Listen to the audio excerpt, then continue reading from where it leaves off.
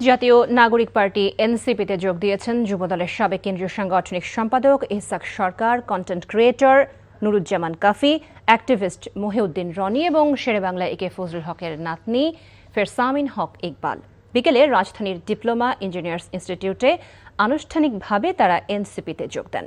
দলের আহ্বায়ক নাহিদ ইসলাম তাদের ফুল দিয়ে বরণ করেন। এ সময় নাহিদ ইসলাম বলেন, নতুন বা পুরাতন স্বৈরতন্ত্র টিকিয়ে রাখার চেষ্টা হলে জনগণ আবারও ঐক্যবদ্ধ হবে।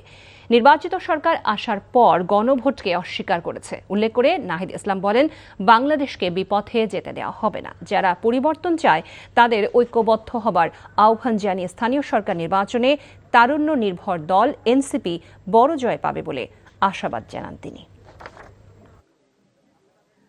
এই দেশে একটা গণতন্ত্র প্রতিষ্ঠা হবে, দেশে অর্থনৈতিক বৈষম্য দূর হবে। সেই সংস্কারগুলোকে এই সরকার একে একে বাতিল করে দিচ্ছে। আমরা দেখছি আবারও ব্যাংক লুটেরারা নানাভাবে ব্যাংক লুটেরাদের জন্য সুযোগ তৈরি করে দেওয়া হচ্ছে।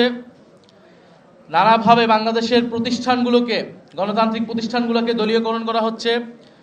বিশ্ববিদ্যালয়গুলোতে আবারও পেশি শক্তির রাজনীতি, ক্ষমতার যে রাজনীতির দাপট, সেটি আবার নতুন করে তৈরি হচ্ছে। ফলে ফ্যাসিবাদ বা নতুন কোনো স্বৈরতন্ত্র বা পুরনো স্বৈরতন্ত্রকে টিকিয়ে রাখার চেষ্টা হলে জনগণ আবারও সংগঠিত হবে।